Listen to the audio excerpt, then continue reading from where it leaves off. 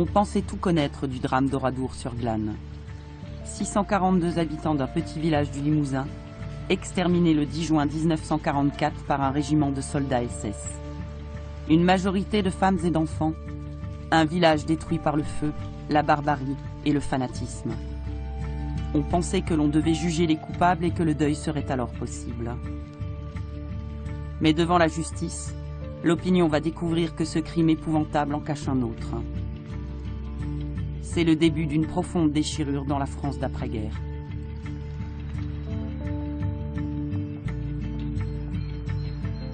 Les familles et les survivants d'Oradour vont l'apprendre à leurs dépens. La guerre a emporté les leurs, mais elle leur a aussi volé leur deuil.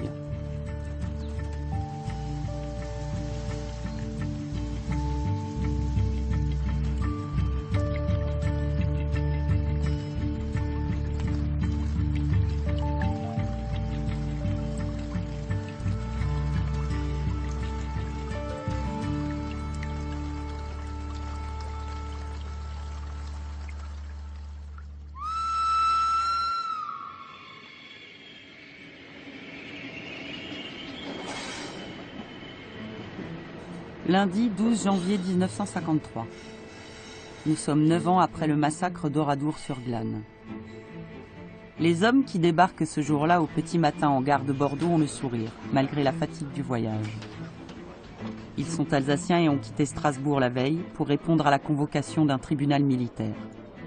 Ils sont surpris de voir que toute la presse est là pour les accueillir de si bon matin et posent volontiers devant les objectifs. Ils ne le savent pas encore, mais les journalistes ne vont plus les lâcher. Leur procès va diviser la France pendant les semaines, les mois et même les années à venir.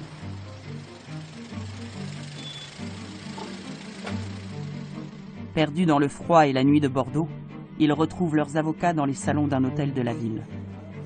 Aucun signe d'inquiétude sur leur visage. Ils pensent être entendus comme simples témoins. Ils vont vite se rendre compte que le massacre d'Oradour n'est pas un crime comme les autres.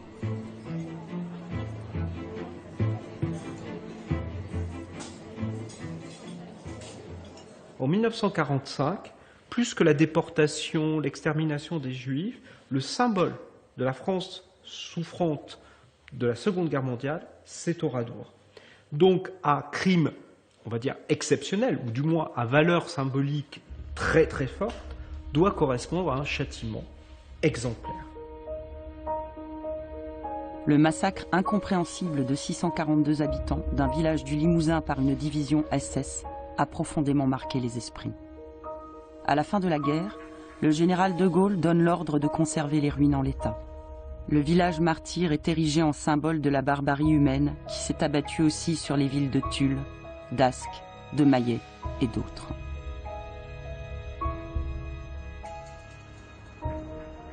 Il y a eu d'autres Oradours en France et il y a eu d'autres Oradours dans le monde. Et celui-là est devenu la mise en scène de la mémoire d'un traumatisme immense d'innocents, ce qui permet d'accuser le nazisme. Malheureusement, dans cette armée, il y avait des nazis et il y avait beaucoup de gens qui ne voulaient pas être nazis et qui étaient dans cette armée. Le plus douloureux des procès de l'après-guerre a commencé cet après-midi à Bordeaux, devant les juges du tribunal militaire que préside le conseiller Nucy Saint-Saëns. 6 presses, outre les juges, le commissaire de gouvernement Gardon et son greffier, 25 à 30 avocats, dont une douzaine venus du Haut-Rhin et du Bas-Rhin. En tant que crime de guerre, le crime d'Oradour est de la compétence d'un tribunal militaire. Ce sera celui de Bordeaux. Face à un procès qui s'annonce hors norme, on choisit une ancienne prison militaire dans un quartier facile à boucler en cas de manifestation. À l'intérieur, on improvise une salle d'audience. La salle d'audience n'est pas du tout adaptée à un procès de cette nature et de cette ampleur. C'est très miteux. C'est-à-dire que c'est une petite salle, très haute, qui était simplement garnie par une table, qui était celle pour les magistrats. On a cherché des bancs dans une salle de classe à côté pour les accusés. Les journalistes se mettent un peu partout, au pied de l'estrade. Les photographes montent sur les radiateurs pour prendre des photos avec un peu plus de hauteur. C'était au mois de janvier, on aurait pensé qu'il fait froid. Moi, je me souviens qu'il faisait pas tellement froid, il fait plutôt moite. Dans la salle, on respirait très mal. C'est inimaginable l'ambiance qui règne dans cette salle. C'est une salle qui est inappropriée et qui, d'emblée, incite, si vous voulez, à des incidents d'audience. Et des incidents, il y en aura tout au long du procès, pendant les 5 semaines que dureront le procès de Bordeaux. Au premier jour d'audience, la salle est pleine à craquer. Dans le fond, sur les bancs réservés au public, les familles d'Oradour se pressent. Elles n'ont pas pu se porter partie civile puisqu'il s'agit d'un tribunal militaire. Elles n'ont donc pas eu accès au dossier. Autre frustration. Les quelques survivants du drame ne sont pas autorisés à pénétrer dans la salle tant qu'ils n'ont pas témoigné pour ne pas être influencés. La population, localement, je crois pouvoir dire qu'elle attendait ce procès depuis des années. Il y avait des décisions qui étaient toujours remises et on disait « tant que les bourreaux ne seront pas châtiés ». C'était ça une phrase qu'on entendait très régulièrement dans la population. Les familles des victimes découvrent enfin les visages de leurs bourreaux, bien loin de l'image qu'ils s'en faisaient. Sur les 21 accusés, 7 seulement sont allemands. Les autres sont alsaciens et parmi eux, un seul est engagé volontaire. Les 13 autres, ceux que l'on a vus arriver le matin même à Bordeaux, sont des engagés de force dans l'armée allemande. Un malaise s'installe. Ce procès, tout de suite, du fait de la surreprésentation des Alsaciens dans le box des accusés, tout de suite ce procès est un procès qui est quelque part piégé. Parce qu'effectivement, il est perçu par une partie de la population, et notamment des autorités politiques, comme pouvant mettre en péril l'unité nationale. À la surprise générale, il y a plus de Français que d'Allemands sur le banc des accusés. Et aucun gradé. Les officiers qui ont orchestré le massacre brillent par leur absence. N'est-on pas en train de se tromper de procès?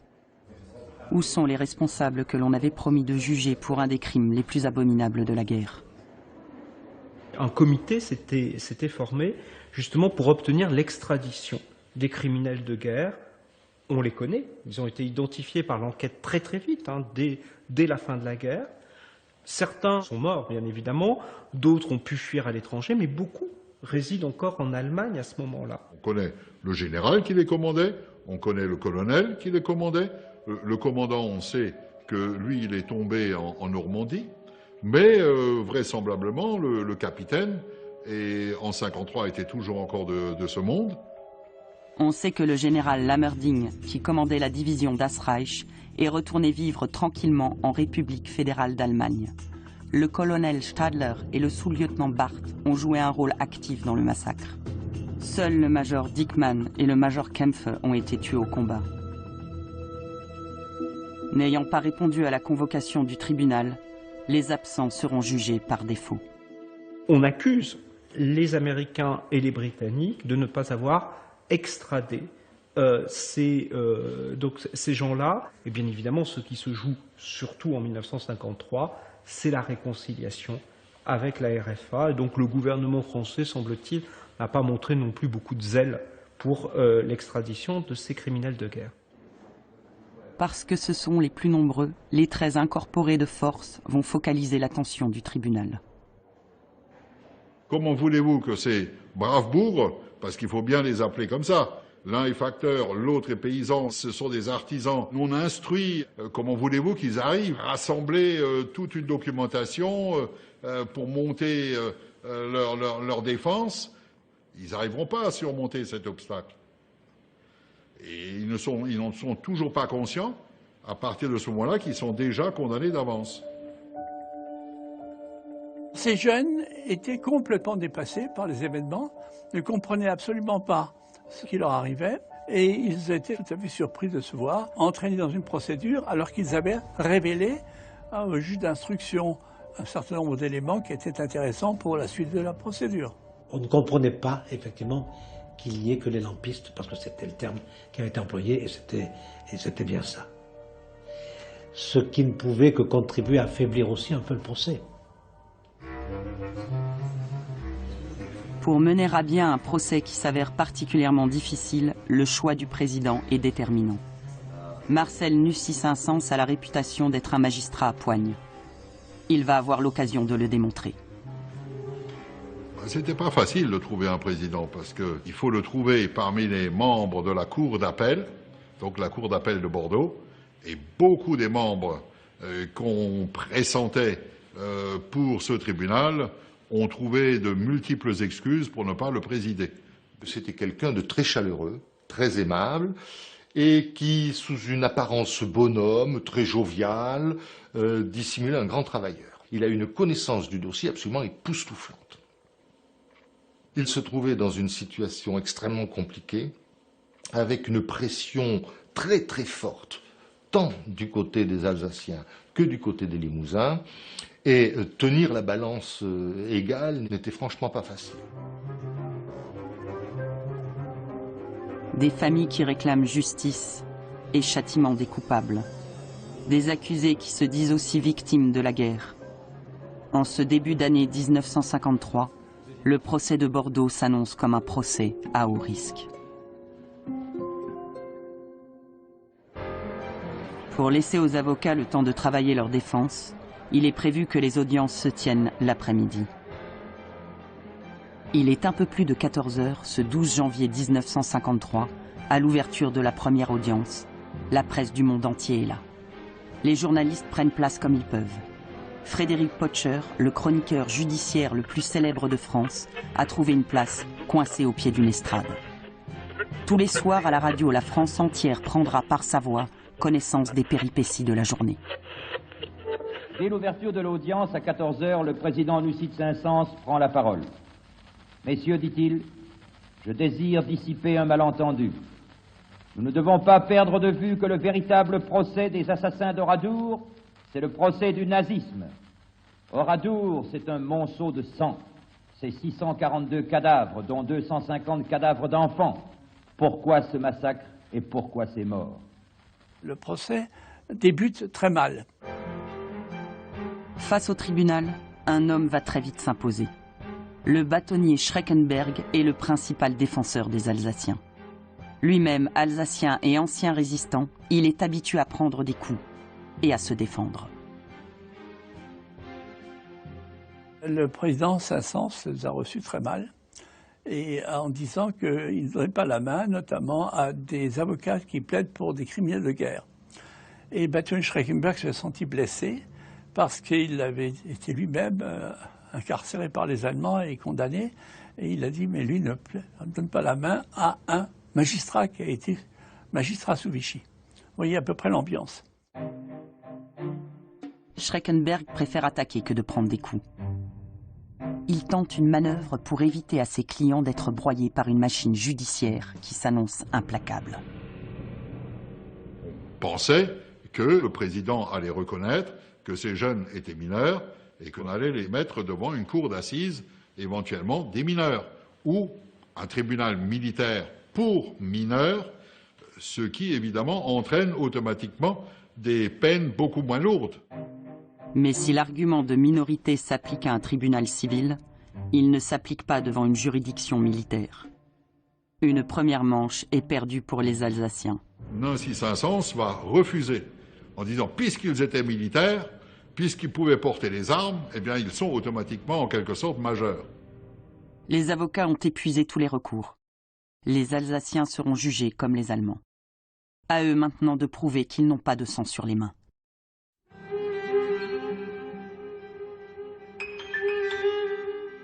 Le président Nussy-Saint-Saëns s'adresse aux accusés en bloc. Il vous est reproché des faits personnels commis sous l'angle de la responsabilité collective, des meurtres avec préméditation ou commis par représailles et accompagnés d'actes de barbarie. Il vous est reproché des incendies volontaires de propriété et l'incendie de l'église qui appartenait à une communauté. Il vous est reproché des pillages. Pillage, destruction de biens, meurtre, acte de barbarie. L'acte d'accusation s'égrène pendant plus de 2 heures. Le silence est à peine troublé par le bruit du sténographe. « L'homme est aveugle. Pas une parole ne lui échappe. les familles ont obtenu le droit de consigner les débats. Oradour doit rester dans les mémoires. Oradour doit témoigner de la barbarie. Au premier rang, les accusés prennent connaissance des faits qui leur sont reprochés. Un imposant dispositif de sécurité les isole du reste de la salle et rend la communication avec leurs avocats plus difficile. Évidemment, il n'y a pas de secret. Lorsque vous êtes dans un tribunal normal, le prévenu est devant vous et puis vous pouvez lui parler librement. Ici, avec la présence des gendarmes, c'était déjà fausser un peu les choses. La stratégie des avocats, alors qui est une stratégie sur le plan juridique qui est imparable, qui était de faire dire le minimum de choses aux accusés alsaciens, qui se sont finalement enfermés dans un espèce de silence, fait que je pense que ça générait de la part des Limousins une forme de frustration, non pas tant qu'il y avait un désir peut-être de vengeance, mais au moins de comprendre et, disons peut-être, on attendait de la repentance. On les a interrogés d'une façon très sommaire. Ils faisaient surtout confiance à leur avocat.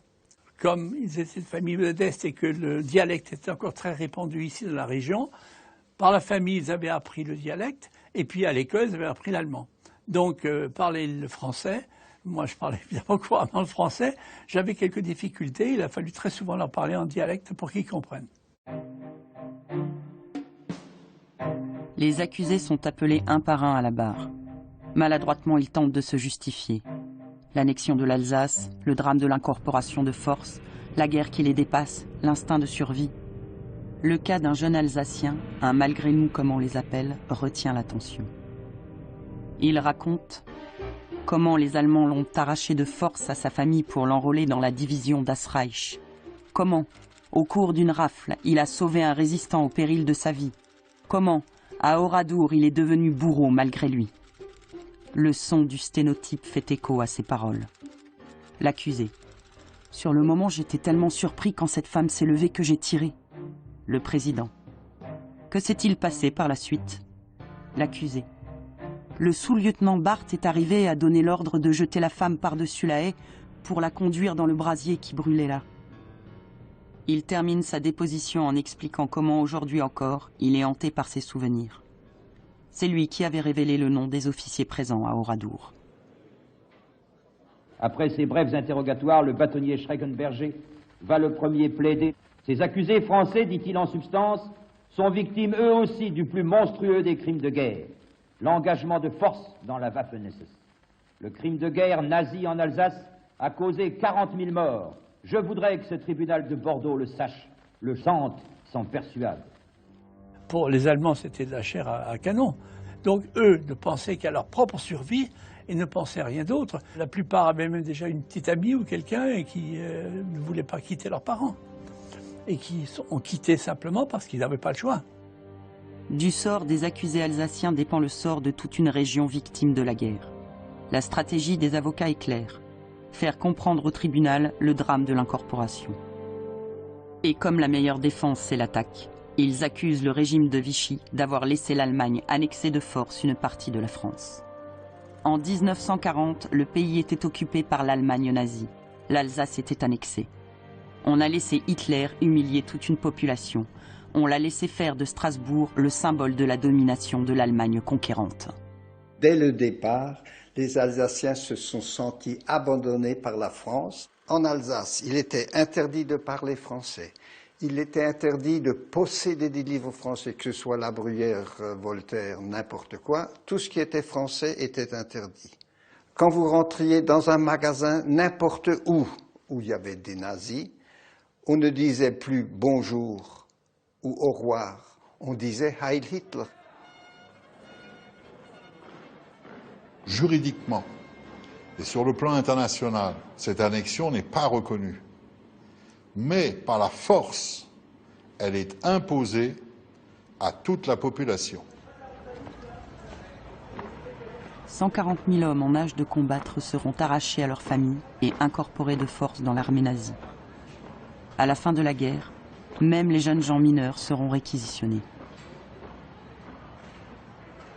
Il n'y a pas une famille d'Alsace qui n'a pas été touchée.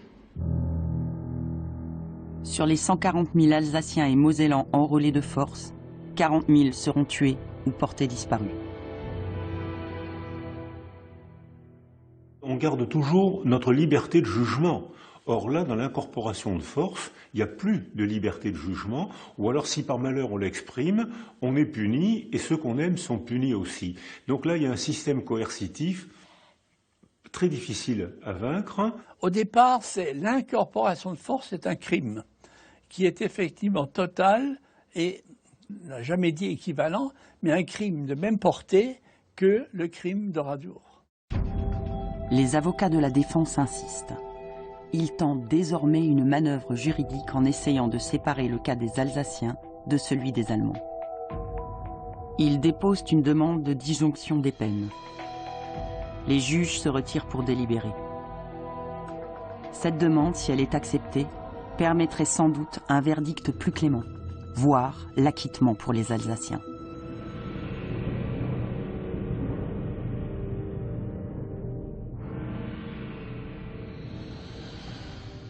Nancy Saint-Saëns va très rapidement, il se retire, on délibère et il revient et il dit non, non, non, il n'y aura pas de disjonction. Alors c'est là, à partir de ce moment-là, qu'on sent qu'on va automatiquement vers une condamnation.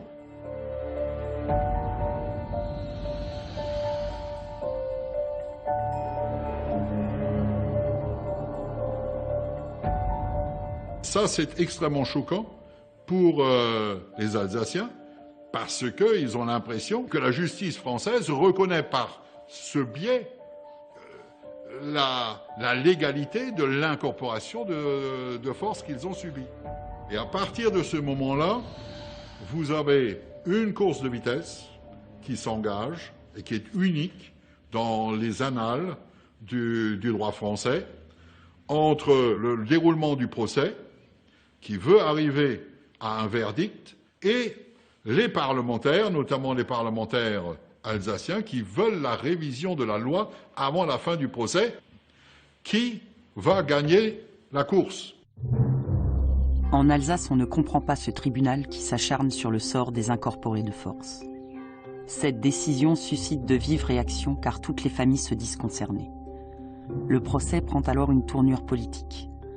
Pierre Pfimelin, député influent et ancien ministre, prend la tête d'une délégation qui va tenter de faire pression sur le gouvernement. Sous la présidence de Vincent Auriol, les gouvernements sont instables. René Meyer vient à peine de prendre la direction du 13e gouvernement de la 4e République, une république considérée comme molle. Brandissant la menace d'une nouvelle crise, les députés alsaciens demandent à l'Assemblée nationale de légiférer en faveur des incorporés de force. Ils souhaitent faire changer la loi pour changer l'issue du procès. Une course contre la montre s'engage. Pendant ce temps, à Bordeaux, le président Nucy Saint-Saëns est bien décidé à mener son procès à son terme. 12e jour d'audience. C'est au tour des enquêteurs d'être entendus. L'instruction a été longue. Pourront-ils apporter des réponses ? Que savent-ils du massacre, de son organisation, de sa préméditation ? Devant l'assistance, ils vont reconstituer l'histoire qui a conduit des hommes à commettre l'irréparable. Le 8 février 1944, vous avez un train qui part le soir de Strasbourg avec 800 jeunes de la classe 26 pour la division Das Reich, direction Bordeaux. Parce que la division Das Reich avait perdu pratiquement tous ses effectifs en 1943 sur le front Est, et on va les reconstituer du côté de Toulouse, du côté de Bordeaux, etc. Dès l'annonce du débarquement allié en Normandie, le 6 juin 1944, la division Das Reich, dont font partie les jeunes recrues, quitte Montauban pour faire mouvement vers la Normandie. La résistance française reçoit l'ordre de freiner la progression allemande. Les sabotages et les accrochages sont nombreux. En représailles, les Allemands font régner la terreur selon des consignes données par la hiérarchie des SS. Le 9 juin, un jour avant Oradour, une vaste opération de représailles est menée à Tulle. 99 otages sont pendus suite à une attaque de maquisards. Le jour même, un officier allemand, le major Kempf, est capturé par la résistance. À Saint-Junien, près de Limoges, un régiment de la division Das Reich planifie une opération de grande envergure. Y a-t-il un lien entre l'enlèvement et Oradour-sur-Glane. L'action de la Das Reich n'est pas une simple réaction à des événements immédiats, c'est aussi une volonté donc de nettoyer une région de l'action du maquis en montrant aux populations que toute forme de soutien au maquis, toute même neutralité bienveillante à l'égard du maquis, entraîne des représailles de la part des Allemands. À Oradour, en cette fin de matinée de printemps, on ne s'inquiète pas outre mesure de voir débarquer des soldats allemands. La pendaison de 99 innocents à Tulle, le 9 juin, n'est pas encore connue. Dans le village, on pense à un simple contrôle de routine d'une troupe sur le chemin de la Normandie où le débarquement a eu lieu 4 jours plus tôt. C'est un gros bourg rural, c'est à peu près 1500 habitants, et un petit peu typique de ce que pouvait être la France de l'époque, et notamment la France de l'ex-zone libre. Beaucoup de femmes, proportionnellement, beaucoup d'enfants, des hommes adultes relativement rares, et puis il y a l'apport de toute une population. Ce furent d'abord des Alsaciens et des Lorrains évacués en 1939 et surtout durant l'exode de 1940 qui sont venus là. Il y a des Espagnols, il y a des Italiens, il y a même quelques Allemands en hongrois. Voilà, c'est ce brassage de population que la guerre a favorisé, permis. Entre 150 et 200 hommes s'approchent d'Oradour. Parmi eux, une quarantaine d'Alsaciens. Que savent-ils de l'opération qu'ils s'apprêtent à mener? Ils ne partaient pas de Saint-Junien pour massacrer. Les officiers le savaient, les sous-officiers le savaient, mais les hommes de troupe qu'ils étaient ne savaient rien du tout. Ils pensaient faire un ratissage pour le maquis. Méticuleusement, les enquêteurs exposent les faits qu'ils ont reconstitués. Vers 15 heures, les soldats rassemblent toute la population au centre du village. Les femmes et les enfants sont conduits vers l'église. Par petits groupes, les hommes sont emmenés dans 5 granges ou garages disséminés dans le village. Tout se fait dans le calme. Rien ne laisse présager de la suite.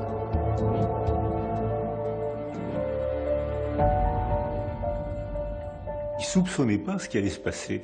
Donc pour eux, c'est le traumatisme parfait, c'est-à-dire qu'on est bien, on mange, on parle, on travaille, et puis tout d'un coup, c'est l'horreur, presque tout le monde va être brûlé. Vers 16 heures, on entend une détonation. En fait, c'est un signal. Soudain, les soldats se mettent à tirer. Dans les granges, les hommes tombent les uns sur les autres. On les achève d'une balle dans la tête. Puis on recouvre les corps de paille et de fagots, et on incendie les cadavres. Au même moment, dans l'église, on déclenche des explosifs. Une épaisse fumée âcre se répand, c'est la panique. Les femmes et les enfants meurent étouffés, brûlés vifs ou mitraillés. Des hurlements montent du bâtiment martyr. Puis le village est pillé et incendié. 642 habitants ont péri dans des conditions atroces. Seuls 5 hommes et une femme ont miraculeusement réussi à s'échapper. Les Allemands ont compris très vite qu'ils avaient fait une erreur en brûlant Oradour. Donc on minimise en quelque sorte la volonté donc, de détruire de manière, j'ai envie de dire, gratuite ou quasi gratuite un village et de donner un autre sens à l'événement. La volonté de tuer ne fait aucun doute. On ne détruit pas un village en quelques heures sans l'avoir planifié. Mais les enquêteurs n'ont aucune preuve. Ce qu'ils savent en revanche, c'est que les Allemands ont tenté de faire porter la responsabilité du crime sur la résistance. Dans une note rédigée par un général allemand tout de suite après le massacre, il est demandé de faire circuler une seule version des événements. Les femmes et les enfants ont été rassemblés dans l'église pour leur sécurité, mais les terroristes ont placé un dépôt d'explosifs qui a pris feu pendant les combats et a déclenché une explosion qui a détruit l'église.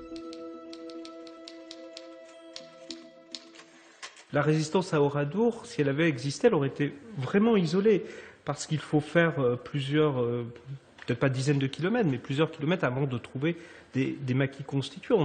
Ça aurait été un isolat, et ça paraît vraiment peu crédible. Qu'il y ait des gens qui individuellement aient fait de la résistance, ça c'est tout à fait possible, mais il n'y a pas de maquis.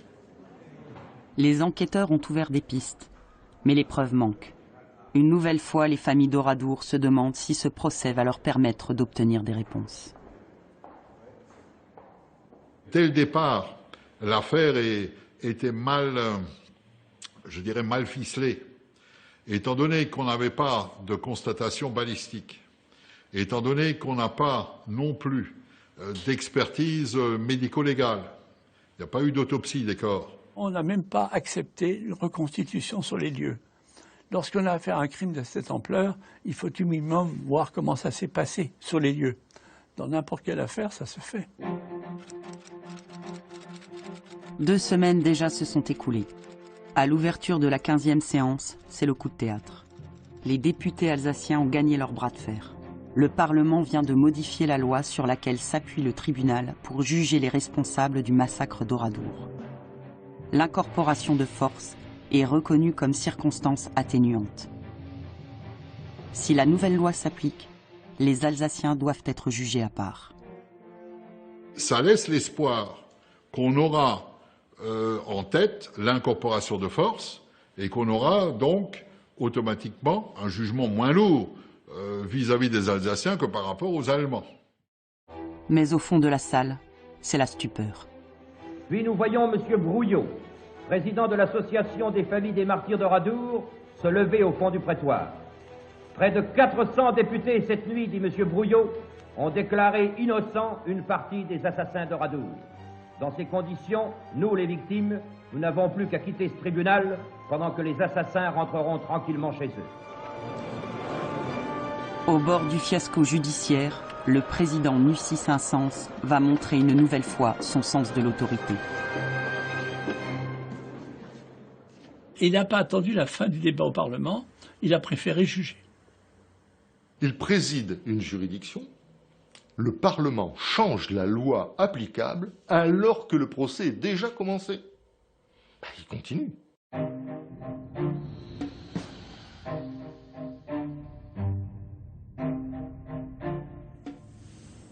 Alors qu'il y a la presse qui fait un tapage considérable, alors qu'il a des manifestations de Limousin, qu'il a des manifestations d'Alsaciens, il est obligé de tenir la balance égale, et résultat, il va déplaire aux Limousins et aux Alsaciens. Pourquoi?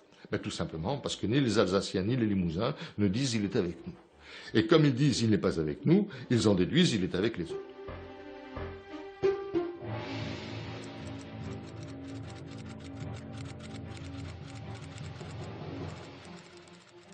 18e jour d'audience. Jusque-là, les victimes se sont tues. Elles vont enfin avoir l'occasion de s'exprimer. De nouveau, le bruit du sténographe prend le dessus. Madame Roufanche, la seule femme survivante de l'église, raconte son calvaire. C'est un tournant dans le procès. Elle raconte sa fille brûlée vive devant ses yeux dans l'incendie de l'église. Puis sa fuite par une fenêtre, une mère et son bébé qui suivent, les cris du bébé, des soldats tirent, tuent la mère et son enfant. Elle raconte comment elle se cache pendant 2 jours dans le village, ses longs mois à l'hôpital. Elle raconte sa culpabilité d'être encore en vie, de ne pas avoir sauvé ses enfants.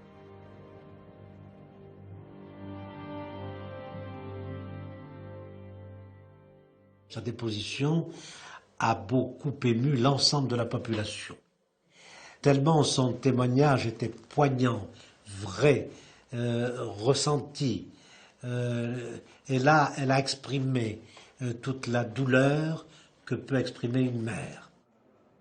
Le public était tout à fait affecté de voir et d'entendre évidemment ce que certains ne savaient pas dans le détail et qu'ils apprenaient ici à l'audience d'une façon plus précise. Et moi, je dois dire que je ne me rendais pas compte au départ de l'ampleur du crime. Donc, que l'on le veuille ou non, même sur du côté de la défense, on prend fait et cause, en quelque sorte, pour les victimes. Jusque-là, Robert Hébrasse, un autre survivant, était tenu à l'écart du procès. Au moment de témoigner, il découvre pour la première fois le visage de ses bourreaux. Les gens que l'on voyait en face de nous, enfin moi en ce qui me concerne, je ne pouvais pas imaginer que c'était ces gens-là que j'avais vus en casque, en tenue de combat, avec des armes à la main. C'est tout à fait différent. Les hommes qui étaient en face de moi étaient des pauvres garçons comme moi.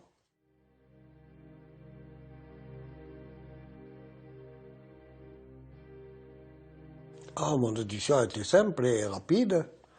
Quand je suis rentré pour témoigner, le président du tribunal m'a simplement dit Monsieur Ebras, vous mentionnez les faits, que les faits, et soyez bref.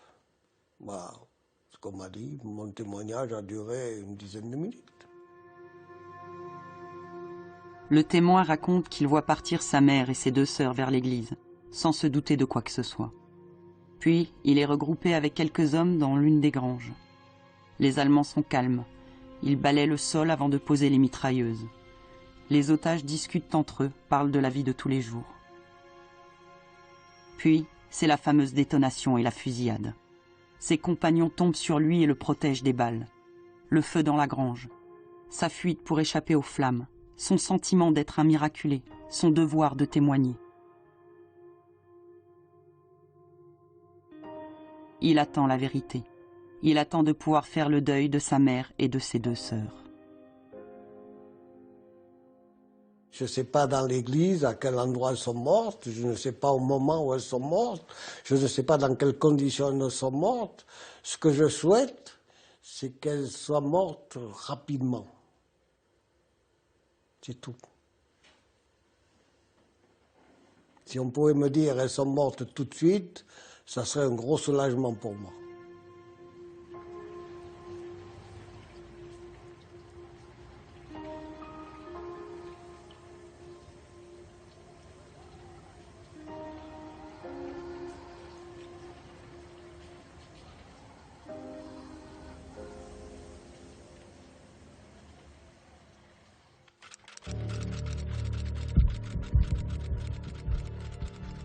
Déjà 4 semaines depuis le début du procès. Le tribunal s'est focalisé sur le cas des Alsaciens. Les Allemands ont été un peu oubliés, comme on a un peu oublié l'enjeu du procès, celui de l'hitlérisme. C'est maintenant le début des plaidoiries. La question des accusés allemands surgit de nouveau. Leurs avocats vont jouer un coup de poker. À la surprise générale, ils plaident non coupables pour leurs clients simples soldats au moment des faits. Qui est responsable? Est-ce que c'est le soldat ou est-ce que c'est celui qui a envoyé le soldat? Moi, je pense que le responsable, c'est celui qui a envoyé le soldat. Le soldat a été utilisé comme un pion, il avait perdu sa liberté puisqu'il était soldat, mais celui qui l'a envoyé pour commettre Oradour est responsable. Comprenez, si les Allemands ne se sentent pas coupables, pourquoi voulez-vous que les Alsaciens se sentent coupables? Et je comprends. Les familles des victimes d'Oradour, ils ont 642 victimes, personne n'est coupable. Personne ne reconnaît sa culpabilité dans cette histoire. C'est quand même monstrueux comme situation.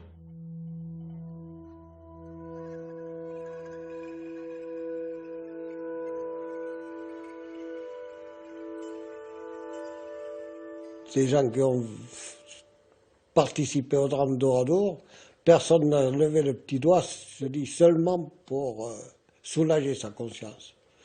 Pas pour demander pardon, je ne leur demande même pas ça, mais soulager leur conscience. Moi, ce que je constate, c'est qu'il y a 642 victimes et que le drame s'est passé en 3 heures. Et sur les 642 victimes, il n'y a que 52 corps identifiés. Donc, il y a bien quelque chose qui s'est passé à Oradour à ce moment-là.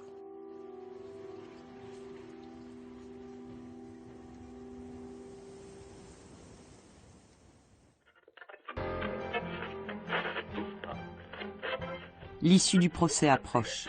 Les 2 camps retiennent leur souffle.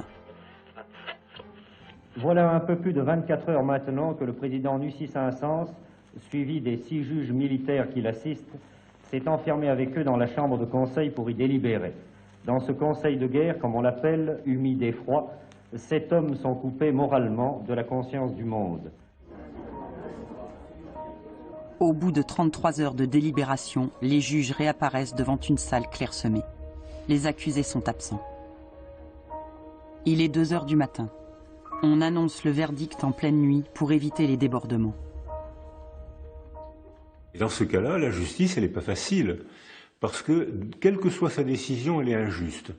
Si elle disculpe les gens, les malgré nous, elle agresse les survivants d'Oradour. Si elle punit les gens, les malgré nous, qui sont innocents pour la plupart, elle agresse des gens innocents. Le verdict tombe. Le président égrène les condamnations. Il commence par les officiers allemands jugés en leur absence. Tous condamnés à mort. La peine de mort aussi pour l'un des Allemands présents au procès. De 10 à 12 ans de travaux forcés pour les autres. Un seul est acquitté car sa présence à Oradour n'a pas été prouvée. Mais pour les incorporés de force, c'est la douche froide. Ils sont condamnés à des peines de 5 à 8 ans de prison ou de travaux forcés. La peine la plus lourde est pour celui dont l'histoire avait retenu l'attention du tribunal. Ces condamnations sonnent comme un désaveu pour toute une région pour qui l'incorporation de force n'est pas reconnue comme un crime de guerre. Alors pour moi, c'était la déception totale. On avait quand même établi autour de l'audience que la plupart n'avaient pas participé au crime véritablement, puisqu'ils étaient tout autour et ils faisaient la garde. Et il avait aussi été établi, quand même d'une façon assez nette, que certains avaient même empêché des gens de rentrer dans ce village en disant « il se passe quelque chose, attendez, c'est pas le moment d'y rentrer ». Or, on n'a tenu compte de rien, on nous a simplement traité comme si effectivement c'était de vulgaires assassins. C'est un échec pour Maître Schreckenberg et ses collègues alsaciens. C'est toute l'Alsace qui se sent atteinte à travers ce jugement. C'est toutes les familles qui se sentent finalement condamnées. Mais ce verdict ne satisfait pas non plus le camp des victimes. C'était le procès de l'impossible. Ces peines ne correspondaient pas à l'horreur que ces familles avaient vécue. Pour nous, ils avaient tué les nôtres, c'était des assassins, c'est tout. Pour Oradour, c'était anormal qu'ils soient si peu condamnés.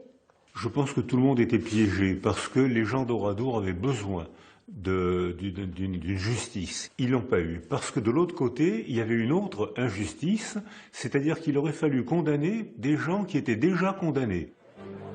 Si du côté du Limousin, c'est la résignation, en revanche, en Alsace, on ne veut pas en rester là.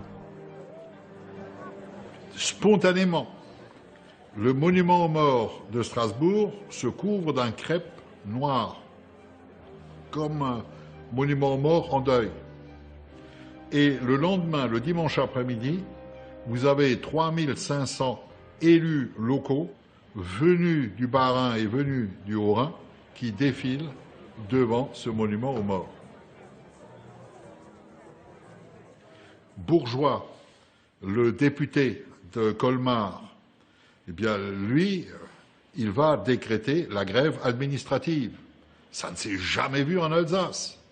C'est-à-dire qu'il déclare que tant que les Alsaciens ne seront pas rentrés chez eux, on ne reconnaîtra plus l'autorité de la République. Le procès de Bordeaux s'achève à peine et voilà que la rue prend le relais. Des rassemblements spontanés ont lieu dans les principales villes d'Alsace. Une nouvelle fois, les élus alsaciens vont se mobiliser. Ils publient une lettre ouverte au président de la République dans laquelle on peut lire. Avant de frapper, l'État est-il sûr d'avoir rempli à l'égard de ses ressortissants tous ses devoirs ? Depuis 1945, la grande hantise de l'autorité politique française centralisatrice de Paris était l'autonomisme alsacien, qui aurait pu éventuellement un jour permettre aux Allemands de revendiquer à nouveau l'Alsace. Donc à partir de ce moment-là, il faut trouver une solution, il faut arrêter ça, il faut surtout éviter que ce mouvement autonomiste ne puisse se structurer et commence à planter ses racines. Pierre Pfimelin, encore lui, se rappelle aux bons souvenirs des politiques. C'est lui qui téléphone à Paris, c'est lui qui prend contact avec son ami le ministre de la Justice de l'époque, qui est Pleven, et il lui demande de ne pas appliquer la peine, dans un premier temps, et de relâcher immédiatement les Alsaciens. La réponse de Pleven, tu n'y penses pas, ce n'est pas possible. Si je devais les relâcher, ils ne feraient pas 30 pas à Bordeaux. On les lyncherait. Il y a eu une telle réaction, d'une telle violence en Alsace que le gouvernement a craint, et le Parlement ont craint à une sorte de sécession. Et je pense que il y a un peu la loi du pays, la loi régalienne qui a fait qu'on dit finalement on préfère l'Alsace. 8 jours à peine après le verdict, nouveau coup de théâtre. Le gouvernement a cédé. Une loi d'amnistie vient d'être adoptée en urgence. Les incorporés de force voient leur peine effacée. Ils peuvent rentrer en Alsace. Mais la réaction de la rue risque de se retourner contre eux. Tout le monde était pressé de mettre un terme à cette histoire. Et donc, par conséquent, on a trouvé une solution de les faire entrer en douce la nuit. Et ils sont arrivés à Strasbourg, ici, et tout le monde avait compris.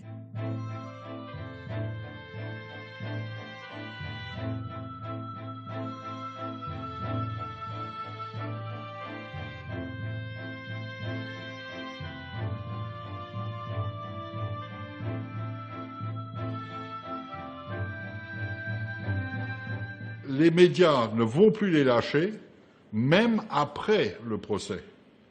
Tant et si bien qu'il y en aura qui seront poursuivis toute leur vie, et où la famille va en souffrir énormément. Parce que, quelque part, il en reste constamment une tâche originelle. Il était à Oradour. Là, le petit là, que tu vois, ça c'est le fils du nazi qui était à Oradour. Dans le camp du Limousin, cette amnistie est ressentie comme un coup de poignard. On sait maintenant que sans décision de justice reconnaissant les crimes, le deuil va être difficile. Si en Limousin, cette amnistie est si mal passée, c'est qu'on a le sentiment qu'on a trafiqué l'histoire, qu'on n'a pas regardé les choses en face. On a fait le choix de l'Alsace plutôt que le choix du Limousin. Je pense qu'une loi de grâce aurait sans doute été mieux comprise. Et puis surtout, l'avantage d'une loi de grâce, c'est qu'elle ne modifie pas le cours de l'histoire. On ne dit pas « ça ne s'est pas passé »,« ça n'a pas existé ».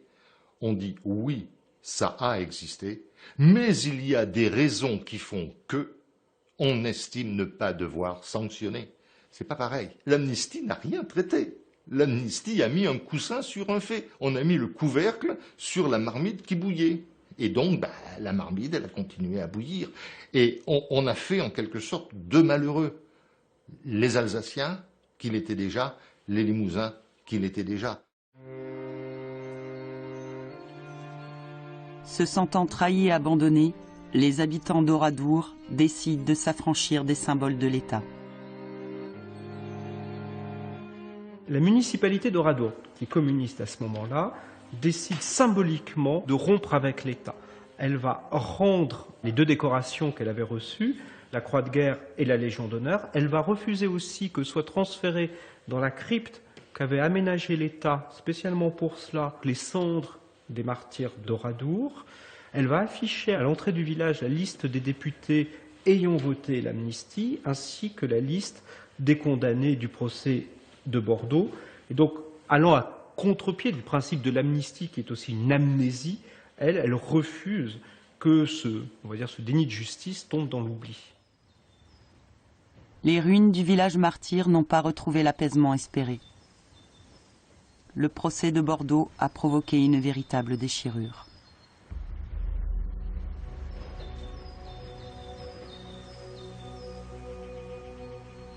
Il y a eu 2 souffrances qui ne sont pas de même nature. C'est-à-dire que les gens d'Oradour qui ont été brûlés, eux, ils sont morts sans comprendre pourquoi.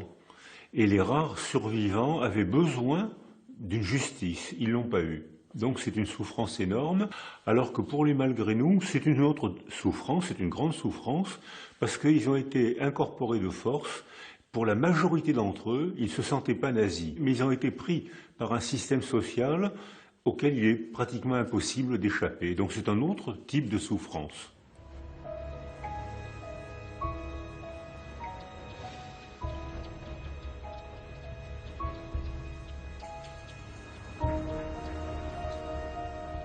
Ça remue constamment parce que vous ne voulez pas l'oublier et quand vous en parlez, vous êtes évidemment touché par un sentiment qui est un sentiment de tristesse d'avoir effectivement eu des fous qui sont arrivés à faire coïncider deux crimes pour arriver à une catastrophe extraordinaire et tâcher de mettre en opposition deux provinces qui seraient plutôt destinées à être amies plutôt que de se regarder en chien de faïence. Le procès de Bordeaux provoqua pendant des décennies une déchirure profonde entre l'Alsace et le Limousin. Mais aujourd'hui, lentement, des liens se tissent à nouveau entre les deux provinces. Ne rien oublier. Ne rien oublier et essayer de comprendre pour que les souffrances engendrées par le double drame d'Oradour sur Glane servent enfin à réconcilier les peuples et leur histoire.